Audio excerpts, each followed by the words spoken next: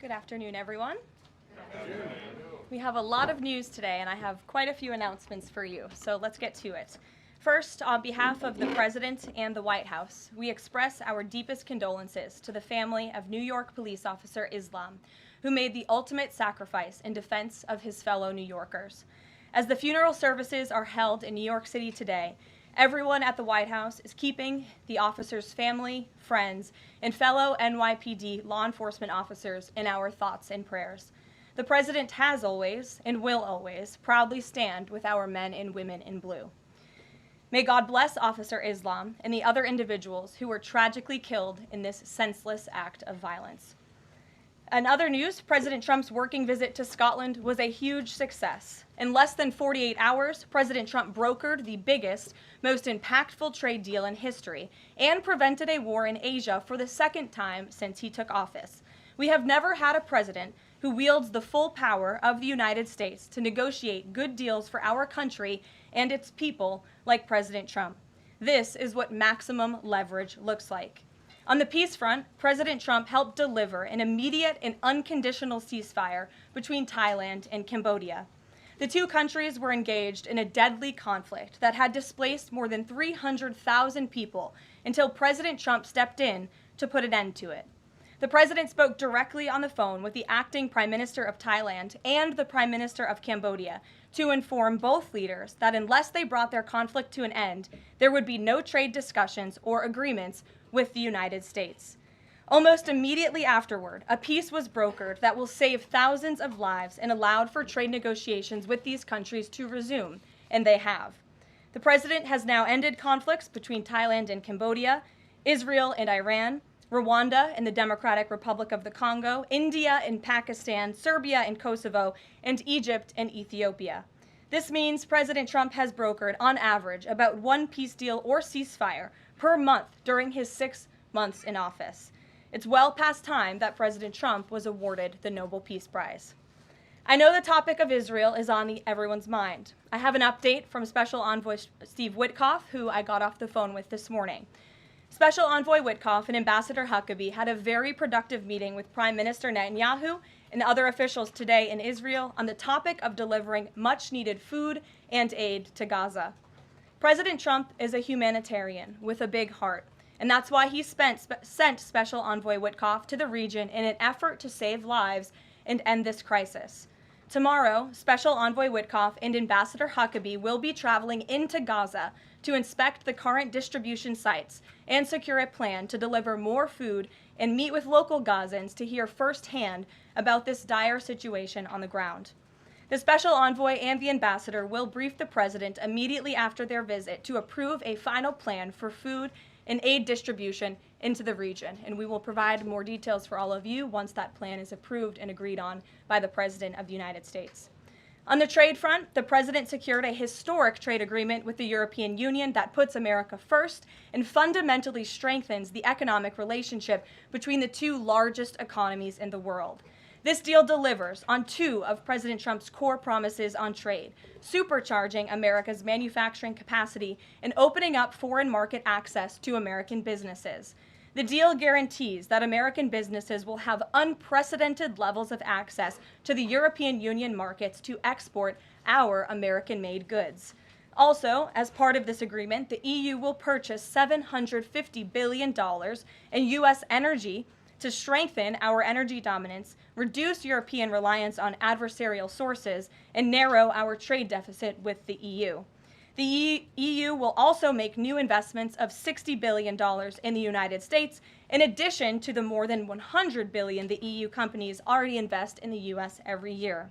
All of these massive purchases and investments will happen by the end of 2028. What we are watching is President Trump rebuilding the greatest economy in the history of the world and simultaneously proving the so-called economic experts wrong at every turn. Media pundits said a trade deal with the EU this monumental and beneficial to America would be impossible, but President Trump made it happen. The so-called economic experts repeatedly said that the American economy would be in a recession this summer.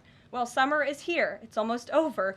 And that recession does not exist. Yesterday, in fact, real GDP growth in the second quarter increased at a 3.0% annual rate, significantly above expectations. President Trump's America First policies are driving economic growth, as he always said they would. And this growth is being driven by the private sector, not the government. Federal government spending fell for a second straight quarter, while real business fixed investment rose by nearly 2% following its first quarter surge. President Trump is right-sizing government spending, reversing the damage done by the Biden administration, and allowing the private sector to flourish. The same so-called experts claimed that President Trump's tariffs would spike inflation and hurt American consumers. But consumer spending growth just accelerated, and inflation remains right on track. For the past 5 straight months, core inflation has come in below market expectation and remains in line with the Fed's 2% inflation target. Meanwhile, customs and tariff revenues have already totaled more than $150 billion since President Trump took office, leading to the first June budget surplus in nearly a decade. Those revenues will skyrocket even further starting tomorrow when new reciprocal tariff rates take effect. President Trump is restoring America's economic sovereignty by reducing our reliance on foreign countries, boosting investment in the U.S. to the tune of trillions of dollars, and creating hundreds of thousands of high-paying jobs for the American people. With America finally put first on trade and the largest middle-class tax cuts in history and other pro-growth provisions of the One Big Beautiful Bill beginning to take effect, the American economy will boom like never before over the course of the next 3.5 years, thanks to the president's vision. Finally, as you all know, the president signed an executive order earlier this year to solve the problem of exorbitant pharmaceutical pricing. According to recent data, the prices that Americans have been paying for brand name drugs are more than 3 times the price other similarly developed nations pay. The president is determined to solve this problem and took further action today. He has signed 17 letters to pharmaceutical companies' CEOs. And I would like to read you one of these letters to the CEO of Eli Lilly. All of these letters will be provided to you following this briefing. This is to the CEO of Eli Lilly from the President of the United States. On May 12, 2025, I signed an executive order delivering most favored nation prescription drug pricing to American patients to stop global freeloading and guarantee that Americans pay the same prices enjoyed by other developed nations. Right now, brand name drugs in the United States are up to 3 times higher on average than anywhere else for the identical medicines. This unacceptable burden on hardworking American families ends with my administration. Most proposals the Trump administration has received to resolve this critical issue promised more of the same, shifting blame and requesting policy changes that would result in billions of dollars in handouts to industry. Moving forward, the only thing I will accept from drug manufacturers is a commitment that provides American families immediate relief from the vastly inflated drug prices and an end to the free ride of American innovation by European and other developed nations. Accordingly, I'm calling on Eli Lilly and Company and every manufacturer doing business in our great country to take the following actions within the next 60 days. Extend the most favored nation pricing to Medicaid, guarantee most favored nation pricing for newly launched drugs, return increased revenues abroad to American patients and taxpayers, provide for direct purchasing at most favored nation pricing. The President's team, including Secretary Kennedy and Administrator Oz, stand ready to implement these terms. The President expects to further engage with them immediately in good faith to deliver relief for American families. Make no mistake, a collaborative effort towards achieving global pricing parity would be the most effective path for companies, the government, and American patients. But if you refuse to step up, we will deploy every tool in our arsenal to protect American families from continued abusive drug pricing practices. Americans are demanding lower drug prices, and they need them today. Other nations have been freeloading on U.S. innovation for far too long, and it is time they pay their fair share. I look forward to your binding commitments to each of these goals by September 29th, 2025, and my team stands ready to assist with implementation questions. Thank you for your immediate attention to this vital national priority. Signed, President Donald J. Trump. Again, to the CEO of Eli Lilly. This letter, in its form, has been designed for each of the 17 major drug and pharmaceutical companies in the United States, and we're happy to provide you the full list. And I believe you will see all 17 letters popping on Truth Social very shortly, so you can look out for those, and I'm happy to take any further questions. Before we get to questions, I do have one other announcement from the White House and from the President. We are proud to announce that the construction of the new White House ballroom will begin. For 150 years, presidents, administrations, and White House staff have longed for a large event space on the White House complex that can hold substantially more guests than currently allowed. President Trump has expressed his commitment to solving this problem on behalf of future administrations and the American people. The White House is one of the most beautiful and historic buildings in the world. Yet the White House is currently unable to host major functions, honoring world leaders in other countries without having to install a large and unsightly tent approximately 100 yards away from the main building's entrance. The White House State Ballroom will be a much-needed and exquisite addition of approximately 90,000 total square feet of innately designed and carefully crafted space with a seated capacity of 650 people, which is a significant increase from the 200-person seated capacity in the East Room of the White House. In recent weeks, President Trump has held several meetings with members of the White House staff, the National Park Service, the White House Military Office, and the United States Secret Service to discuss design features and planning. President Trump has chosen McCreary Architects as the lead architect, which is well known for their classical architectural design and based right here in our nation's capital. The construction team will be headed by Clark Construction, and the engineering team will be led by AECOM. The project will begin in September 2025, and it is expected to be completed long before the end of President Trump's term.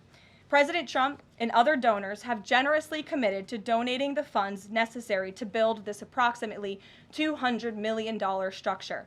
The United States Secret Service will provide the necessary security enhancements and modifications. The White House ballroom will be substantially separated from the main building of the White House, but at the same time, its theme and architectural heritage will be almost identical. The site of the new ballroom will be where the small, heavily changed and reconstructed East Wing currently sits. The East Wing was constructed in 1902 and has been renovated and changed many times, with a second story added in 1942. White House Chief of Staff Susie Wiles has provided the following statement. President Trump is a builder at heart and has an extraordinary eye for detail. The President and the Trump White House are fully committed to working with the appropriate organizations to preserve the special history of the White House while building a beautiful ballroom that can be enjoyed by future administrations and generations of Americans to come. In the White House, we will continue to provide the American public and all of you in the press with updates on this project at whitehouse.gov/visit. And if you go there shortly, you will be able to see renderings and visuals of what this ballroom will look like, both the exterior and the interior. I have provided some photos for all of you in the room today. This is the interior of the ballroom space. It's quite beautiful. And then this is the exterior of the ballroom space. As you can see, it will come off of the executive mansion as it sits today, and the East Wing will be modernized and renovated. We're happy to answer any further questions on that, Jennifer. Since you're so eager, I will go to you, but first, as always, I want to start with our new media seat, Ben Weingarten. Why don't you go ahead, Ben? Thank you.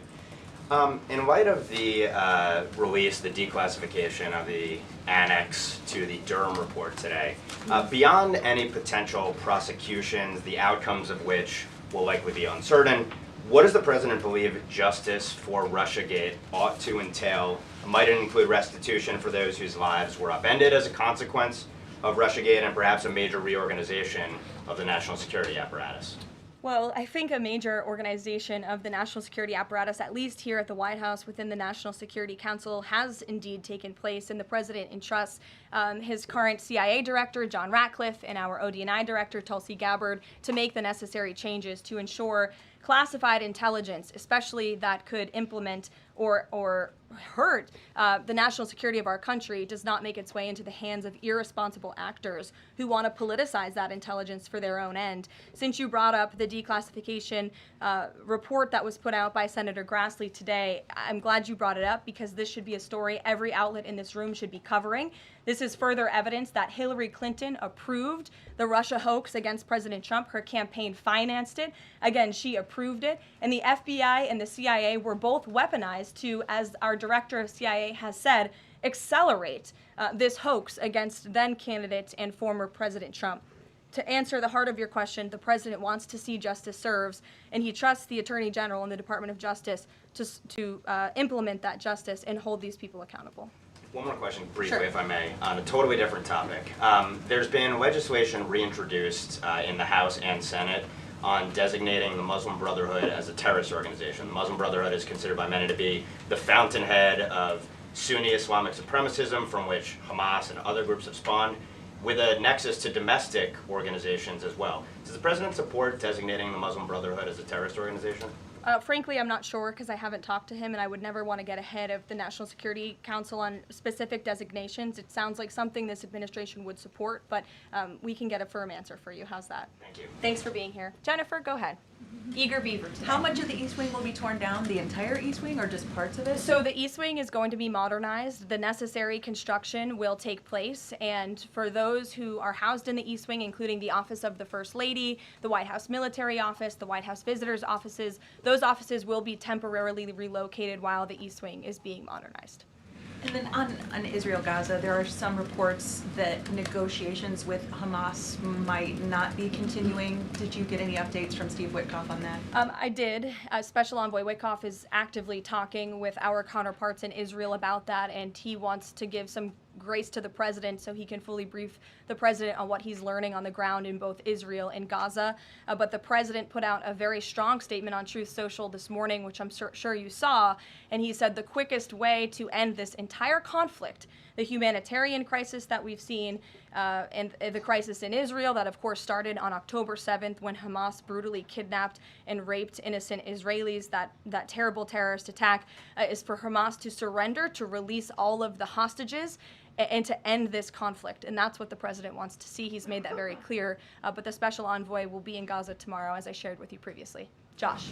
Can you give us a little more clarity on the tariff timing? You said that the reciprocals will take effect tomorrow. Yes. Does that include the new auto rates, for instance, on Japan, Korea, the EU? Is this all coming effective tomorrow?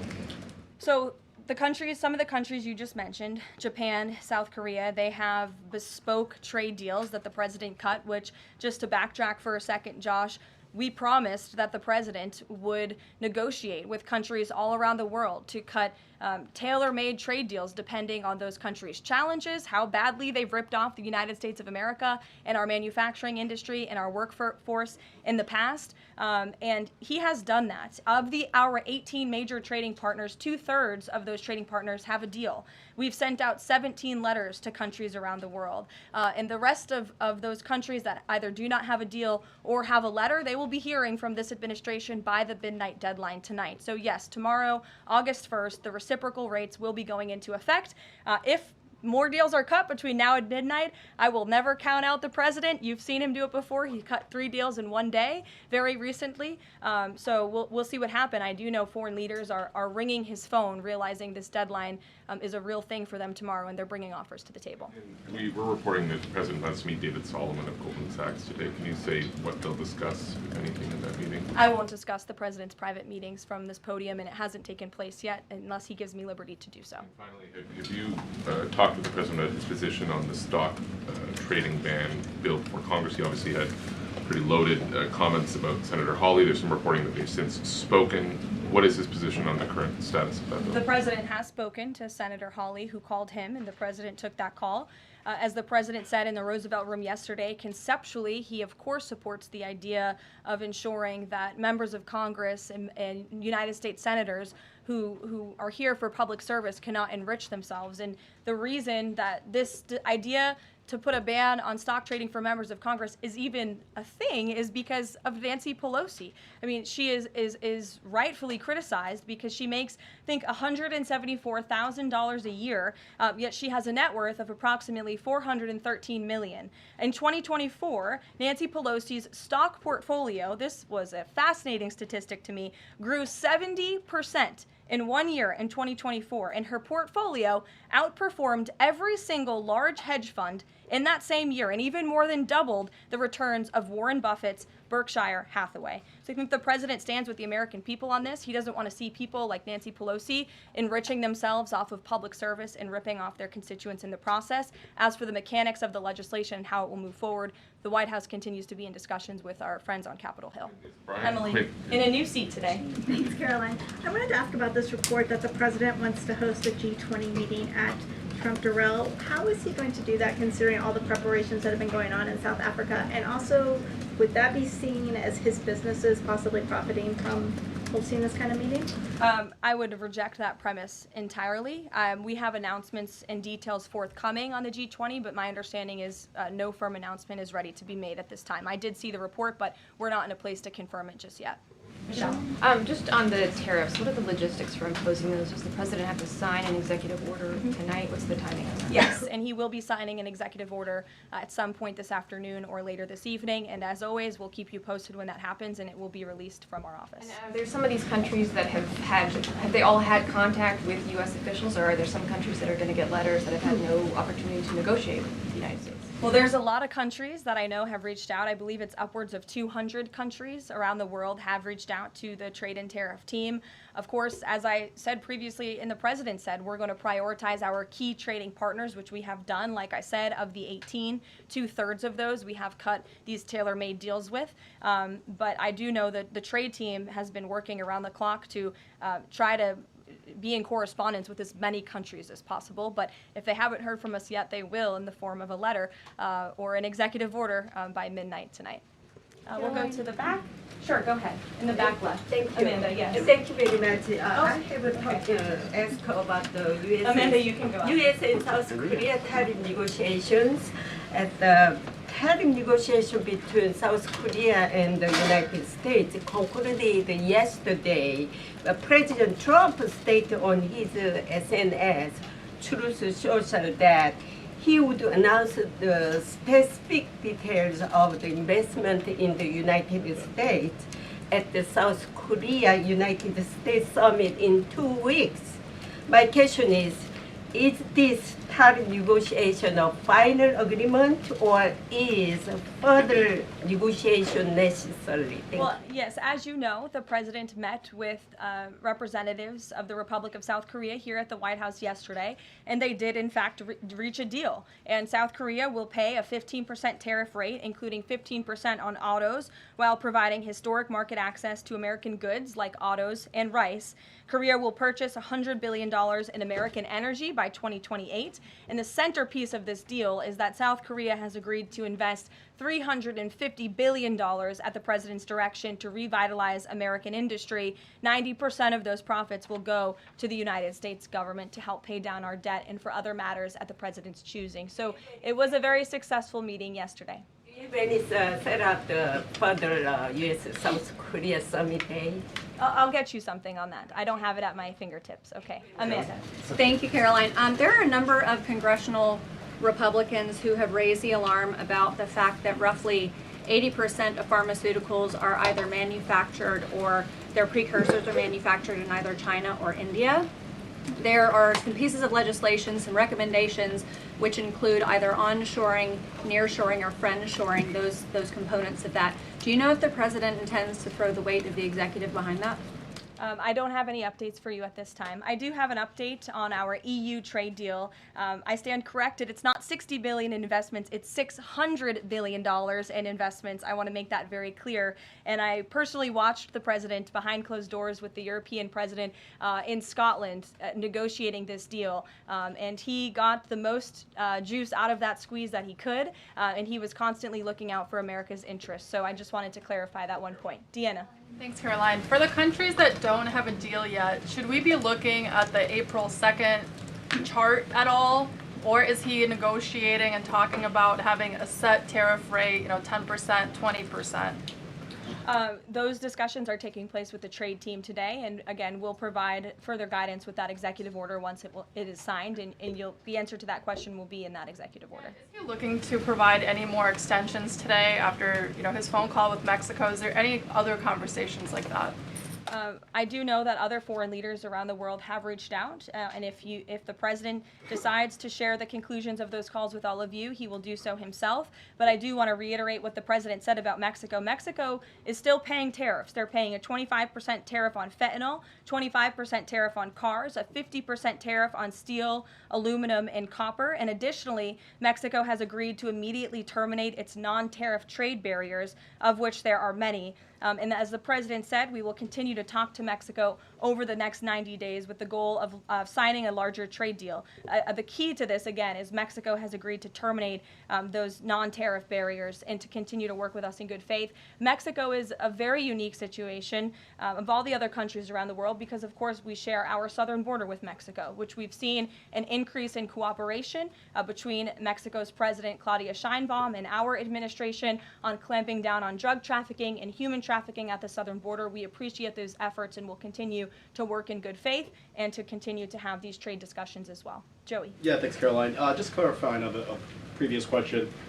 President Trump has indicated he's been looking at either 15% or 20% baseline universal tariff. Has he landed on one of those yet? I won't get ahead of the president on that baseline announcement. And then secondly, what did Treasury Secretary Bessent mean yesterday when he called the new Trump accounts for newborns a, quote, backdoor to privatizing Social Security? Does the administration view this new Trump accounts as a way to, in the long term, perhaps privatize Social Security? What the Secretary of Treasury was saying and what this administration believes is that these Trump newborn accounts, which is an incredibly creative and great provision that was in the One Big Beautiful Bill for newborn babies and families and future generations of Americans, will help supplement, not substitute, Social Security. The Trump administration is wholeheartedly committed to protecting Social Security. The president did it in his first term. He's doing it again in this term. But these newborn accounts are another revenue stream for young people to watch their money grow throughout their lives and to one day be able to access those funds so they can hopefully build a home and live the American dream. Jake. Just one follow-up on tariffs and then one not. Is the president at all considering extending the August 12th China deadline at all? Is that in consideration? So look, on China, you heard from the president on Air Force One when we were returning from Scotland. You've heard from the Treasury Secretary as well, Ambassador Jameson Greer. They just spent 2 days in Geneva for their third round of talks with China. And the current policy, the current trade program that we have going with China right now as it stands will decrease our deficit by $5 billion this year. So we are moving in the right direction when it comes to China. And Secretary Bessent and Ambassador Greer continue to be in direct communication with our Chinese counterparts. But is the deadline, is it extension on the table potentially from that August 12th deadline as it stands? I don't think so, but I'll let the Secretary of Treasury speak on that because he's leading these negotiations. Reagan, go ahead. Thanks, Caroline. There's growing frustration that more of Trump's nominees haven't been confirmed. Why does the president think Senate Republicans are so behind, and has he had any further conversations with Leader Thune about it? The president has had many conversations with his friends in the United States Senate about advancing his nominees, his judicial nominees through this process. It is critical that we get these good attorneys in these positions so that we can end the weaponization of justice, so we can have true law and order in our country. It's unfortunate the Democrats are playing political games, but the president has made it clear to Senate Republicans they need to do everything in their power to advance the president's nominees as well. Kelly, go ahead. Caroline, thank you. 2 questions real quickly. Sure. Nigeria. Congressman Chris Smith, Republican from New Jersey, is calling upon the President of the United States to do something in terms of imposing perhaps sanctions on Nigeria for the persecution of Christians living in the northern part of Nigeria by radical Islamic groups. Has he contacted the President yet? And do you know if there's any action that the President will take? I'm not tracking a call between the president and the head of Nigeria. I know the president wholeheartedly condemns the persecution of Christians or, frankly, of people of any faith all over the world, but I don't have any updates for you in terms of sanctions in this part of the world. My second question, Caroline, deals with immigration here in America. As you know, a lot of deportation has been going on. ICE has been going after violent criminals that are here illegally, and rightly so. In the midst of that, there are some evangelical pastors who are stating that it may have gone to a point of being indiscriminate and actually getting innocent people, like members of the clergy. Has the president and has ICE looked at that to see how they can actually go after those violent criminals, but also make sure that members of the clergy are still not being deported? Well, look, the administration has always maintained the position that anyone who illegally crosses our nation's borders is subject to deportation. That's just the law of the land, and we must be a nation that enforces our laws. But the priority from ICE, of course, is to deport, detain, arrest, and remove violent illegal aliens and criminals from our country. And they have been doing that at the rate of thousands of illegal violent criminals every single week, especially in Democrat-run sanctuary cities where these illegal violent criminals have been given a safe haven and have essentially been immune from our nation's laws under the previous administration. That's not happening anymore because of this president and Secretary Noem in the Department of Homeland Security. And we are going to be a nation of laws. And as we've said repeatedly, if you came here illegally, you are subject to deportation. But the priority are those public safety threats that we must remove from our communities. Thank you so much, Caroline. Two questions. So what Hamas hardens its position and Israel provides aid? Do you have any new information on the hostages that need aid too? And second question, we heard President Trump criticize President Macron and Prime Minister Starmer for their statement about recognizing a Palestinian state. What is the president's position on recognizing a Palestinian state, and will he recognize Israeli sovereignty in Judea and Samaria?